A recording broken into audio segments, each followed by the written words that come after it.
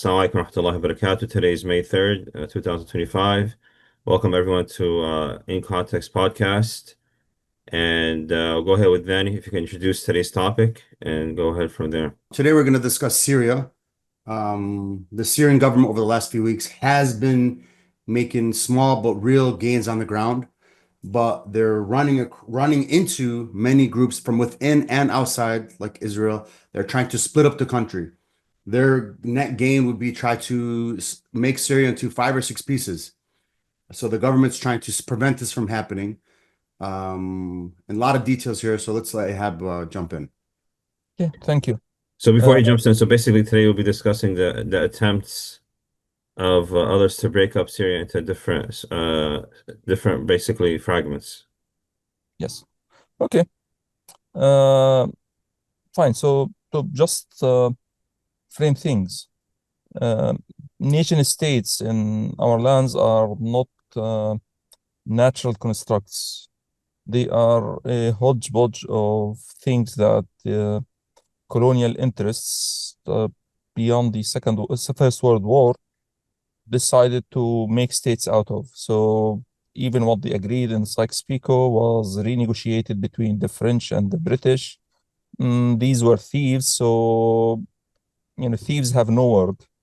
So they agreed on things, and then they backtracked, and what was supposed to be Syria was cut and cut again. Some things were added, some things were taken out. So this is not a real thing. Let's not agree on this. Let's agree on this. That this is not a real thing. However, for better or worse, this weird construct has been functioning as a so-called state for the last, since 1925, about 1925. So it's about 100 years. I have a question. You said in your words, the nation state, it's been holding its quote unquote form for about 100 years. There's been few areas in the world where they redrew the line. Mhm. In Asia, that happened a few times. Like this country was called this, now it's called this, and they changed the line. But in general, the lines they came up with 100 years ago or so and so forth, they kind of held. Make sense so far? Yes. And 100 years in the big picture of the world is not that long, but it's 100 years in my life is a lot. Mhm. The question is, it's impressive. I would argue that I mean, we've read the transcripts. They made some of these lines in a 5-minute conversation over tea. There wasn't much thought behind them other than looking at a map and saying, well, let's just do this and do this. But the result was what they wanted. They wanted constant chaos so they can always intervene. They never wanted it to be strong. My point is, it's quite impressive to me that they thought of this so quickly over tea, and yet it produced the results it did. Am I making sense, my question? Yes, but it's not really so quickly. So the Western colonialists detest us. And one way in which they express this detest of their colonial subjects is by making our lives, our families, our homelands appear so worthless that they just, play left and right with them on the back of an envelope. But the truth is, they spent the last 100 years reinforcing these nation states. They created lots of gangs to enforce their existence. They killed a lot of people. They stole a lot of money as a result of this. This has been an ongoing project with a lot of resources of millions of imperial thieves, Arab, Western, Turkish, Kurdish, working to enforce it. It wasn't a couple of guys over tea, but the culture that created it looks at us so trivially, hates us so much, is condensing to the point of making it look like that. This is an expression of hate and malice. It's not true. That's a good way to put it. That makes sense. No. It hasn't been functioning to anybody's advantage, except for opportunists and chancellors who are looking to make a quick buck here and there. So it's not a surprise that there are many gangs that are trying to make a quick buck. The underlying reason you have lots of forces pushing in different directions is The original criminal order of Ba'ath has collapsed. Beyond that criminal order, there are a lot of sub-gangs that were benefiting from that order that now are trying to find ways in which they can maintain their advantage and their ill-gotten gains. You have the gangs within Alawis that were the major beneficiary of the regime. And these gangs are trying to retain some of what they had, defend what they have stolen, maintain some sort of a status and control. You have the Derzi gangs that were used by the Alawi gangs to exercise control in southern Syria. You have the Ujlan cult that was used by the Alawi Ba'athist gang to exercise control in northeast Syria and to threaten Turkey. You have various gangs that were used in southern Syria to exercise influence by the Jordanian government in northern Horan, Daraa. You have Islamist, quote unquote, Islamist gangs that were used by Saudi Arabia to exercise influence in southern Syria.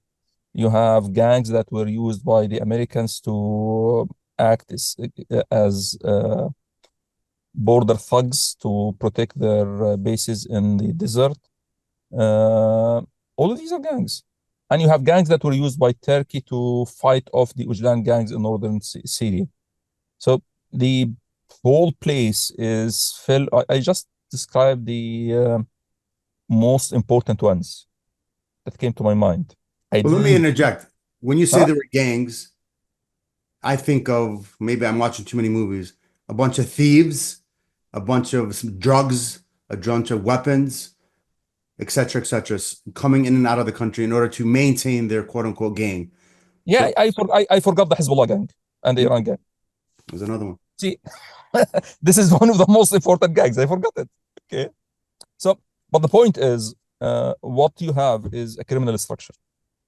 And that's the best way to think about it. In Syria in particular, it's literally criminal. Meaning these guys make their money out of smuggling drugs, smuggling weapons, kidnapping, literally. Sometimes they just kidnap as criminal gangs. Sometimes they kidnap as an official government. They kidnap people and then release them based on getting money back. So these are what you have is not a society anymore. What you have is the Wild West of the movies. That wasn't the real thing. It's a movie abstraction or imagination. But in Syria, it's a real thing. Under this, there is a huge population that's trying just to live. And that's where all of these gangs have a problem. Because although they claim to speak in the name of sects, the people they claim to speak in their name are human beings who want to make a living, send their kids to school, and just get about life. That's where they fail.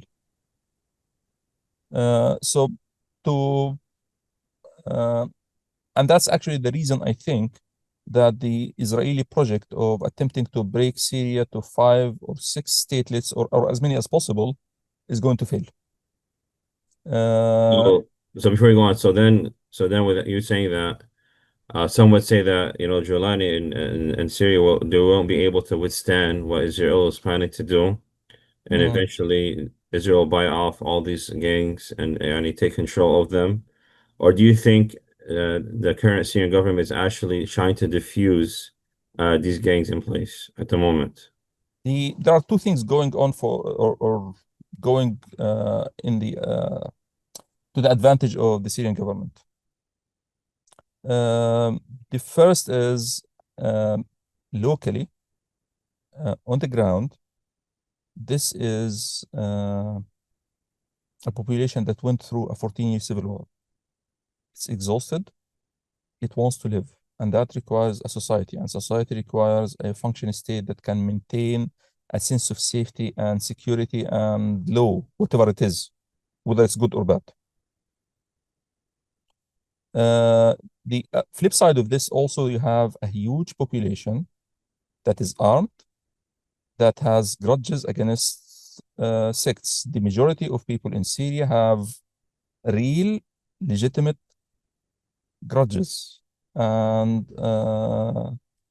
they have blood to pay against major parts of the sects in Syria, including the Ojlan sect. And the only thing that is standing between these populations, these armed populations, and exacting their revenge is the existence of a state. So actually, this state is protecting these sects. And the gangs that are trying to maintain their privileges are actually harming these sects. Now, those who are not benefiting a lot from the previous theft, or who are not currently benefiting from it, or are thinking about continuing to live in where their grandfathers lived for the last centuries, rather than migrating to Israel, for example, are figuring out that this is not a good way we want to go. That's locally. Strategically, I think what is also working for the Syrian government is the fact that the American imperial strategy is to de-emphasize the Middle East and to concentrate on East Asia. That requires putting the Middle East on the back burner, and that means disengaging. That's why the US is withdrawing from most of Syria. Whether they are going to withdraw completely or not is still up for grabs, but I suspect they will withdraw completely and assign maintaining American interests in there to Turkey rather than Israel. The reason they would assign it to Turkey rather than Israel is not doing particularly a good job in Lebanon. So the US is allowing Israel to wreak havoc in Lebanon, and I think on the long term, that is harming US interests. The US is trying to exercise influence in Lebanon through intermediaries in Saudi Arabia and directly. And what Israel is doing is running at cross purpose to that, because it's delegitimizing the Saudi-backed actors in Lebanon by its actions. Hezbollah gets this. That's why they are sitting on their hands and not hitting back at Israel, because that exposes the US and Saudi-backed actors in Lebanon as marionettes that can't do anything even to protect itself.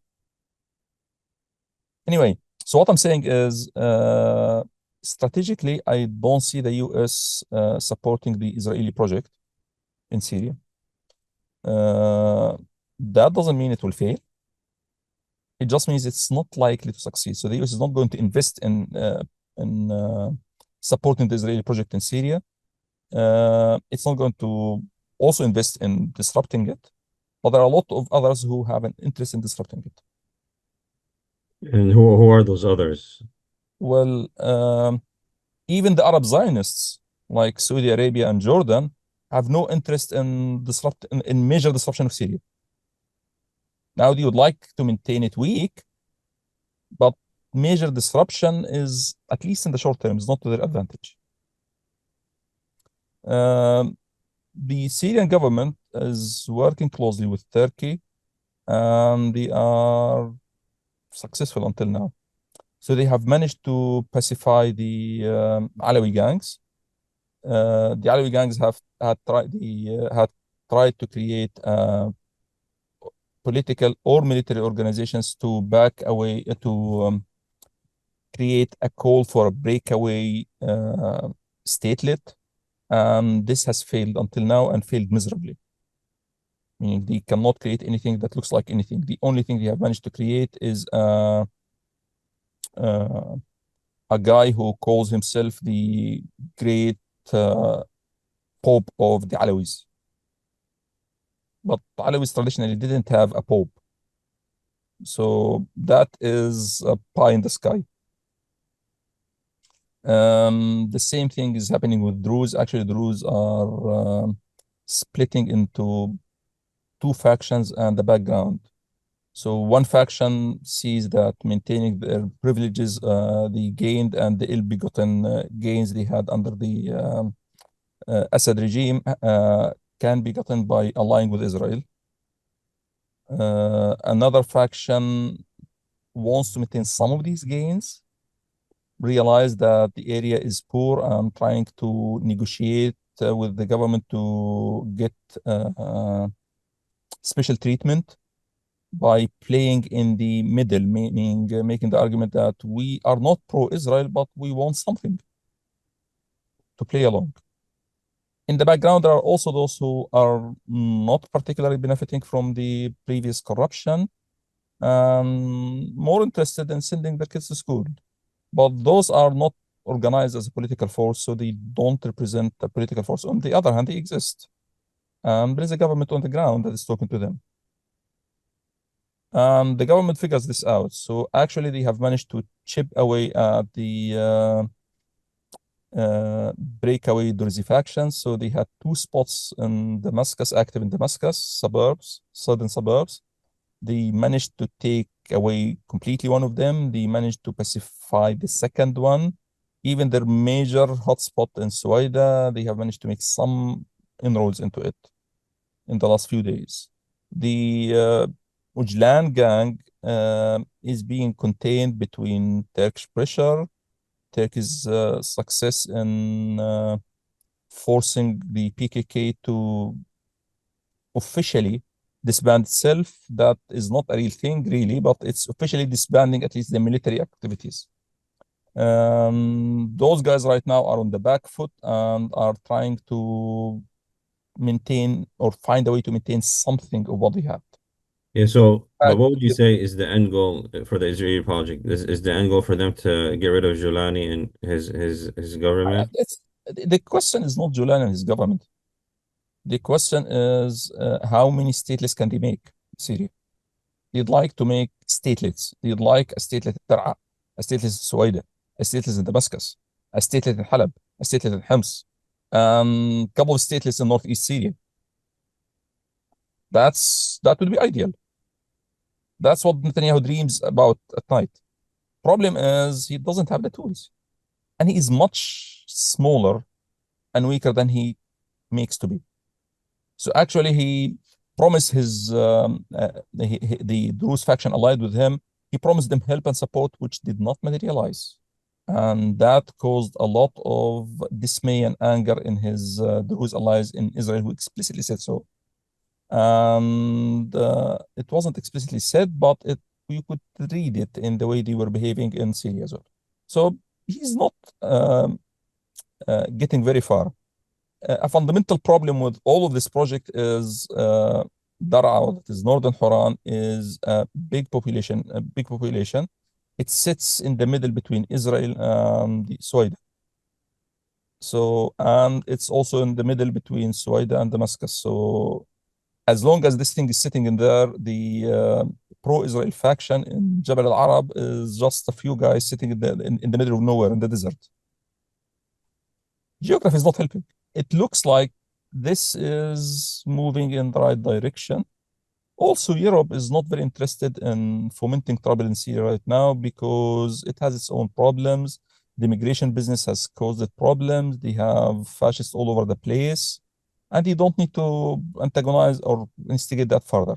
So actually, if you look carefully at the international pronunciations these days, Europe is more receptive to removing its colonial or reducing the viciousness of its colonial hold on Syria, the so-called sanction regime, than the US. So you would say the US is not supporting Israel's project, but at the same time is not going to invest in stopping it. So Yes. they'll let things play out and see what happens. No, they want to make sure this doesn't blow up because the US strategy, I think the US global strategy right now is the threat is China. We have to focus on China. Okay. Now, within this, there are subplots. So they have a subplot in how to contain Europe. They have a subplot in how to contain the Middle East. And keep it simmering to their interest on the back burner while they concentrate on containing China and East Asia. The truth, as I think I mentioned before, is although the US claims that it's a colossal empire with endless resources, it is not true. Even if the material resources were endless, the intellectual and political resources are limited. It can only handle one crisis on the front burner. Everything else has to be put on hold So, on the back burner to so be from able what to. you're saying is that even Israel and America and Europe, all as strong as they seem, they're realizing they all have limitations, Well, right? Europe knows it has limitations. It's very timid and slow. Israel pretends that it doesn't have limitations, but the thing is so insecure. It's a lie they sell to themselves. Uh, the US has a lot of megalomaniacs who think that they'd like to eat the world, so they think they can control the world. But the truth, and that's what they are realizing, is they have been trying to contain China for the last 25 years, and they haven't gotten to do it because each time they start preparing to do it, they get distracted with something else. The truth is, no matter what the big strategists write in foreign policy and foreign affairs, the US in practice cannot handle more than one major crisis. If they open other books and actively work in them, they won't do the East Asia. So that's the one thing that the uh, Trump administration strategy is clear about. We need to clean the desk or clear the desks so we can handle China. So do you think this weakens Israel if they're trying to handle the Syria project and then the Gaza project and then the Lebanese project, like three different fronts? Does that weaken them or It's limit not, them? it doesn't weaken them. It's a new Netanyahu and his gang would like to create a new reality of Israel as the dominant power in the Middle East explicitly. So they want to become uh, the accepted contractor for the imperial order in the Middle East, meaning they want to have unfettered access everywhere in the Middle East. And he is trying to use Gaza on October 7th to say we are not safe and we are not secure. We have to be allowed to do whatever we want, wherever we want, because otherwise we won't be secure and safe. That doesn't work in the imperial order because these are gangs and thieves do not trust each other. So neither the US nor Europe is about to give him the keys to their imperial warehouse and tell him to go steal whatever he wants. But he'd like to do that. And that's why he's establishing the precedence of, well, I need to do whatever I feel need to do in Lebanon, possibly also Iran, which Trump told him to get the hell out of there on TV when he said that. When he said the same thing about Syria, Trump was also saying the same thing. When he was telling him play nice with Erdogan, he's talking about Syria. Okay. So we're seeing a new reality in Syria. But at the end, I think one thing you very important that's very important to mention, and even with with a lot of Syrians, they want to live a normal life, regardless of what I think sector Mm. gang. A lot of the people on the ground, because of the 14-year civil war, want a peaceful life, and I think that's what people gravitate towards, where they see. But I don't think they know where Well, that's. actually, even if you haven't gone through 14 years of civil war, at the end of the day, you want to be able to go to the market, buy the day's food, and send your kids to Right. school. It doesn't matter whether you have been in civil war for 14 years or you have never seen it. That's true. Okay. If you have been in civil war for 14 years, you know that this is not a given. So you value it more. Correct. Correct. One last point. The way the current Syrian government is handling Israel is interesting, and people need to understand it carefully. They're not responding at all to Israel's attacks. Their calculation is they can't internally do it. The only way in which they can contain Israeli aggression is by striking a security deal with Turkey. Turkey is very timid. Turkey is part of NATO. Turkey is not about to endanger its interests with Europe and the US, even to protect its interests in Syria. So the only way they can entice the timid Turkish governments to do this, government, I mean, to do this, is by keeping saying, well, we call in the international community, meaning the Western imperial order, to enforce its standards about nation states not attacking each other. We call on the Arab states to do this. We call on this X and Y to do that. It's not as if that anything like that's going to happen. It's only that it's creating pretext for Turkey to say, well, this is important. This violates our norms. This is a danger to Europe that fears violation of norms because it will come back at it. We have enough political to give them enough political international Western imperial cover to expand their security presence and military presence in Syria. The Israeli raids over the last 3 days in Syria, I have no doubt, violated the deconfliction agreement that Syria and Turkey had 2 weeks ago. Within 2 weeks, they violated it. So I think there will be more to come. And I suspect that this is going to be an interesting thing to observe over the next few months, how Turkey and Israel balance each other in Syria. Jazakumullah khair. Very interesting, subhanAllah. May Allah subhanahu wa ta'ala bring peace to the brothers and sisters in Syria and Gaza and around the world. And may Allah subhanahu wa ta'ala guide us to what's best. And we see here, subhanAllah, that whether it's the Israeli project or US project that's taking place, there's new realities that are come about, and we ask Allah subhanahu wa ta'ala to make it easy for them. Inshallah. Inshallah.